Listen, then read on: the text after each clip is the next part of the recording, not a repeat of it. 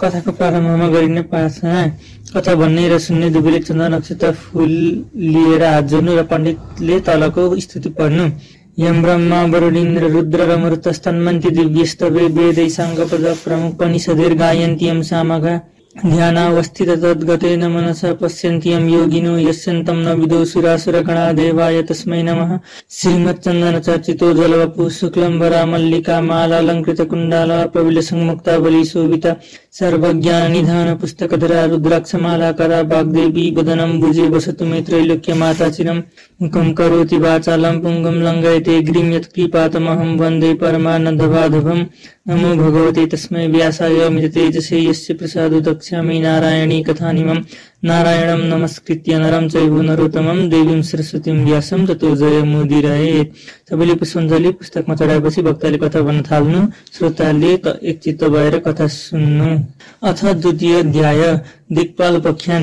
हे मुनि, अघि यो संसार जलमय हुँदा विष्णु भगवानका नाभिबाट सहस्त्र कमल उत्पन्न भयो। त्यस कमलमा बसी ब्रह्मा सृष्टि गर्न विचार गर्दै थिए। त्यही अवसरमा विष्णु भगवानको काजे गुर्जीबाट अत्यन्त पराक्रमी मधु र कैटभ नामका दुई वीर उत्पन्न भए। ती दुवैले जलमय संसारमा कहाँ के छ भनी घुम्दा ब्रह्मा बसेको स्थान मुनि पुगी कमलको डाँठ समातेर माथि गई हेर्दा ब्रह्माजीलाई देखेर उनलाई खसाल्न तयार भए। त्यो देखेर डराएका ब्रह्माले योगमायाको आराधना गरे। योगमाया प्रकट भएपछि ब्रह्माले हे ईश्वरी, विष्णुलाई जग्गा गराइदिनुहोस् भनी र उनले ब्रह्माको कष्ट बुझी विष्णु भगवानलाई जग्गा गराइदिइन्। भगवान जग्गा भएर हेर्दा ती मधु र कैटभलाई देखि तत्काल युद्ध गर्न अघि सरे। दिव्य 5000 वर्षसम्म जलमा युद्ध भयो, तर हार जित हुन सकेन। अनि विष्णुले हे दानव हो, तिमीहरू पराक्रमी रहेछौ, म प्रसन्न भए, इच्छा भएको वर माग भन्दा अहंकारी मधु र कैटभले भने, हे विष्णु, यस युद्धमा हाम्रो जित भयो, तिमी हार्नेले के दिन सक्छौ? बरु तिमीलाई इच्छा लागेको वर हामीसँग माग।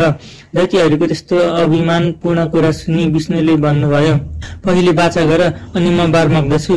अनि दानवले तिमीले जे मागे पनि अवश्य दिनेछौ भन्ने वाचा गरेपछि विष्णु भगवानले अरू वर के मागु, तिमी दुवैलाई म मार्दछु, मेरो हातबाट मर भनेको सुनि मधु कैटभले भने, हे विष्णु, तिमी छलिरहेछौ, कपट गरेर वर माग्यौ, बाचा हारेको हुनाले हामी दिन्छौं, अब के गर्ने भनी विचार गर्दा सारा संसार जलमय देखि भने, हे विष्णु, हामीलाई जल नभएको स्थानमा मार। दैत्यका त्यस्ता कुरा सुनि विष्णुले आफ्नो काखमा राखेर सजिलैसित दुवैलाई मारे। तिनै दैत्यको बोसो शीतकालमा तुषारोले पानी जमे झैं समुद्रको जलमा जमेर पृथ्वी भइन्। मासुले पर्वत र हाडले पत्थर भयो। त्यो देखेर ब्रह्माले संसार सृष्टि गर्ने भनी पहिले 14 भुवन सृष्टि गरे। कुन भने, भूलोक, भुवरलोक, स्वर्गलोक, महरलोक, जनलोक, तपलोक, सत्यलोक। यी माथिका र अतल, वितल, सुतल, तलातल, महातल, रसातल, पाताल यति तलका जम्मा 14 भुवन र द्वीप सृष्टि गरे। कुन भने, जम्बुद्वीप, लक्षद्वीप, सालमली द्वीप, कुशद्वीप, कौजद्वीप, शाकद्वीप, पुष्करद्वीप। त्यसपछि 7 समुद्र सृष्टि गरे। क्षारोद समुद्र, सुरोद समुद्र, इच्छुरसोद समुद्र, घृतोद समुद्र, दधिमण्डोद समुद्र, क्षीरोद समुद्र, शुद्रोद समुद्र। जम्बुद्वीप क्षारोद समुद्रले विष्टित छ, त्यहाँ अग्निध्वराज राज्य गर्दछन्। लक्षद्वीप क्षुरस्रोत समुद्रले वेष्टित छ, त्यहाँ इद्मजिह राजा राज्य गर्दछन्। सालमली द्वीप सरोद समुद्रले विष्टित छ, त्यहाँ यज्ञबाहु राजा छन्। कशद्वीप घृतोद समुद्रले विष्टित छ, त्यहाँ हिरण्यरेता राजा छन्।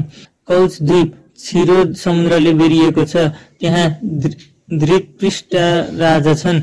शाकद्वीप दधिमण्डोद समुद्रले बेरिएको छ, त्यहाँ मेधातिथि राजा राज्य गर्दछन्। पुष्करद्वीप शुद्धोद समुद्रले विष्टित छ, त्यहाँ वितिहोत्र राजा राज्य गर्दछन्। जम्बुद्वीपको विस्तार 4 लाख कोश छ, यसको आकार कमल गट्टा जस्तै छ। यसमा 9,000 योजनका 9 खण्ड छन्। यस प्रकार सृष्टि गरिएको अष्ट पर्वत सृष्टि गरे। कुन कुन भने सुमेरु पर्वत, गन्धमादन पर्वत, कैलाश पर्वत, हिमालय पर्वत, त्रिकुट पर्वत, चित्रकूट पर्वत, चन्द्रान्त पर्वत, चन्द्रकूट पर्वत। त्यसपछि प्राणी सृष्टि गरौँ भनेर महादेवको तपस्या गरे। दिव्य 12,000 वर्ष कठोर तपस्या गरेपछि महादेव प्रकट भएर ब्राह्मण, तिम्रो तपस्याले म त प्रसन्न भए, वर माग भन्ने आज्ञा भएको सुनि ब्रह्माले अनेक उपचारले शिवको पूजा गरी स्तुति गर्न लागे। हे ईश्वर, आफैले अनेक ब्रह्माण्डको रचना गरी आफ्नै मायामा भुलिरहेका यस्ता हजुरलाई कोटि कोटि नमस्कार। एक मूर्ति, 3 मूर्ति ब्रह्मा विष्णु शिव भइरहेका यस्ता हजुरलाई कोटि कोटि नमस्कार। हे ईश्वर, हजुरको महिमा वर्णन गर्न शेष र शारदले पनि नसकेको म कसरी सामर्थ्य छु। हजुरको कृपाले द्वीप, समुद्र, पर्वत सृष्टि गरे। अब प्राणी सृष्टि गर्न सकौं, यही वर दिनुहोस् भनी बिन्ती गरे। ब्रह्माजीको प्रार्थना र आग्रह बुझी महादेवले आज्ञा भयो। हे ब्रह्मा, तिमी प्राणी सृष्टि गर्न सके भनी वरदान दिनुभयो। अनि ब्रह्माले महादेवलाई दण्डवत गरी प्राणी सृष्टि गर्न सुमेरु पर्वतमा गए। पहिले शिवलोक, विष्णुलोक, ब्रह्मा 12 लोक, उमालोक, स्कन्दलोक र अरू अनेक लोक सृष्टि गरे। तिनमा सबभन्दा माथि सत्यलोक सृष्टि गरे। अनि सुमेरु पर्वतको पूर्व दिशामा अमरावती, आग्नेय कोणमा शुद्धावती, दक्षिण दिशामा यमपुरी, नैऋत्य कोणमा कृष्णावती, पश्चिम दिशामा श्राद्धावती, ईशान कोणमा यशोवती नामका पुरीहरू रचना गरे। त्यसपछि स्थावर जगमा सृष्टि गरे। अनि प्राणी सृष्टि गर्ने इच्छा भयो र मनले चिताउन साथ कश्यप प्रवृत्ति 100 ऋषि सृष्टि भए। त्यति सुनेर अगस्त्य मुनिले सोधे, हे कुमारजी, हजुरको वचन रूपी अमृत मेरो कान रूपी जिब्रोले बराबर पिउन माग्दैछ। अब देव, दानव, पशु, पक्षी, मनुष्य कसरी सृष्टि भए त्यो सुन्ने इच्छा छ। मुनिको इच्छा जानेर कुमारजी आज्ञा गर्नुहुन्छ। हे मुनि, कश्यप ऋषिका एक अदिति, दिति, दनु, कारा, घोरा, सिंहिका, क्रोधा, प्राधा, बलिष्ठा, विन्ता, कपिला, कद्रु, मनु यस्ता स्त्रीहरू थिए। अत दितिका गर्भबाट हिरण्यकश्यप आदि दैत्य जन्मे। अदितिका गर्भबाट चन्द्र, सूर्य आदि 33 कोटी देवताहरू जन्मे। धनुका गर्भबाट दानवहरू जन्मे। कारा घोराका गर्भबाट गन्धर्वहरू जन्मे। सिंहिकाको गर्भबाट राहु जन्मियो। प्रधाका गर्भबाट उर्वशी आदि अप्सराहरू जन्मिए। क्रोधाका गर्भबाट क्रोध जन्मियो। मनुका गर्भबाट ब्राह्मण, क्षत्रिय, वैश्य, शूद्र यी 4 थरी मनुष्य जन्मे। बलिष्ठा र विन्ताका गर्भबाट अरुण, गरुड, सम्पाती, मयूर, कोकिल, चखेवा, जीवजन्व, मुनिया, धोबिनी, राजहंस आदि पक्षीहरू जन्मे। कपिलाका गर्भबाट कामधेनु, सिंह, शार्दलु, बाघ, हात्ती, घोडा, मृग, जरायो, गैडा, खरायो आदि पशुहरू जन्मे। कद्रुका गर्भबाट शेषनाग, अनन्तनाग, अद्यनाग, वासुकी नाग, कुलिक नाग, कर्कोटक नाग, तक्षक नाग, शङ्खनाग आदि अष्टनागहरू जन्मे।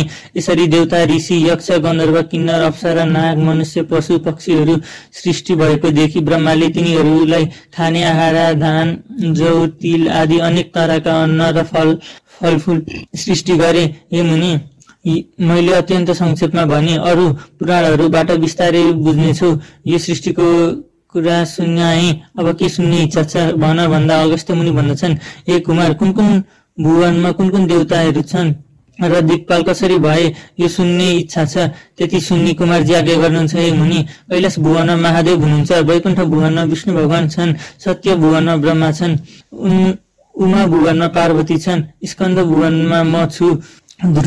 धूम्र भुवनमा धूम्र ऋषि छन्। नैऋत्य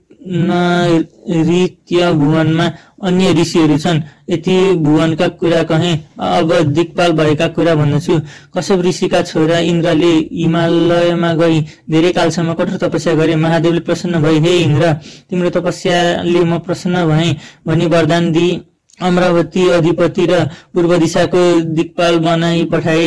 फेरि एउटाले गई उसै गरी तपस्या गर्दा महादेव प्रसन्न भएर अग्नि नाम राखी अग्निकोणको दिक्पाल बनाई शुद्धावतीको अधिपति गरे पठाए। फेरि अर्काले गई त्यसै गरी तपस्या गरे, महादेव प्रसन्न भए। यम नाम राखी दक्षिण दिशाको दिक्पाल बनाई यमपुरीको अधिपति गरे पठाए। फेरि एउटाले गई त्यसै गरी तपस्या गरे, महादेव खुसी भई निश्रित नाम राखी नैऋत्य कोणको दिक्पाल र कृष्णावतीको अधिपति गरे पठाए।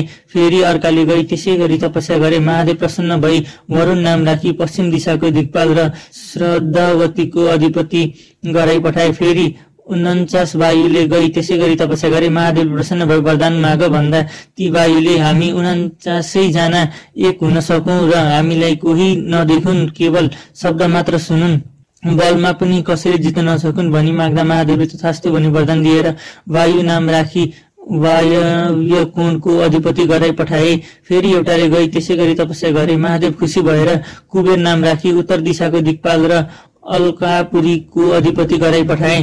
फेरि एउटाले गई त्यसै गरी तपस्या गरे, महादेव प्रसन्न भई विश्वकर्मा नाम राखी ईशान कोणको दिक्पाल र यशोवतीको अधिपति बनाई पठाए। हे मुनि, यति दिक्पाल भएको कुरा कहे, अब के सुन्ने इच्छा छ भन। कुमारको यस्तो वचन सुनि अगस्त्य मुनि भन्नुहुन्छ, महादेव र सतीदेवीको विवाह भएको र सतीदेवी मर्दा उत्पात भएको फेरि सतीदेवी महादेवकी पत्नी कसरी भइन् र कस्तो कारणले परेर उनको मृत्यु भयो, यो सबै विस्तारमा आज्ञा होस् भन्दा मुनि यस्तो इच्छा जानी प्रसन्न भएका कुमारजीलाई यो कुरा तेस्रो अध्यायमा वर्णन गर्नेछु भन्नुभयो। इति श्री स्कन्द पुराणे केदार खण्डे माघ महात्म्ये कुमार अगस्त्य संवादे श्री सुस्तानी परमेश्वर्या व्रत कथायां दिक्पाल वर्णनम नाम द्वितीय अध्याय। आरती पुष्पाञ्जली। कथा सुन्ने सबै श्रोताले नित्य कथा सुनिसकेपछि चन्दन अक्षता फूल लिएर उभि हात जोड्नु अनि वक्ता पण्डितद्वारा लेखिएको श्लोकहरू पढ्नु। उपनयतु मङ्गलम वा सकल मङ्गलालय श्रीमान दिनकर किरण निबोधित नवनलिन दल निवेक्षण कृष्ण काले वर्षतु पर्जन्य पृथिवी सत्यशालिनी देशोऽयं शुभरहितो ब्रह्मणा सन्तु निर्भया पुत्रा पुत्रिणा सन्तु पौत्रिणा निर्धना सदना सन्तु जीवन्तु शरदं शतं तत्रैव गंगा यमुना च तत्र गोदावरी सिन्धु सरस्वती च तीर्थानि सर्वाणि वसन्ति तत्र यत्र चित्रोदाय कथा प्रसंग या कुन्दन्ति तुषारहार धवला या शुभ्रवस्त्रावृता या बीडा वरदण्ड मण्डितकरा या श्वेत पद्मासना या ब्रह्मा तीर्थशङ्कर प्रभृतिभिर्देवैः सदा वन्दिता सा मां पातु सरस्वती भगवती निःशेष्य जाड्यापः कायेन वाचा मनसिन्यैर्वा बुद्ध्यात्मना वा प्रकृति सवत् करोमि यद्यत् सकलं परस्मै नारायणायति समर्पयेतात्। श्री सुस्तानी देव्यार्पणमस्तु। यति भनिसकेर कथा सुन्ने जति समस्त श्रोताहरूले पुस्तकको भाषामाथि पुष्पाञ्जली चढाई पुस्तकलाई ढोक गर्नु र आफ्ना मनको इच्छित वरदान माग्नु। सर्वे भवन्तु सुखिनः सर्वे सन्तु निरामया सर्वे भद्राणि पश्यन्तु मा कश्चित् दुःखभाग् भवेत्। राधे राधे।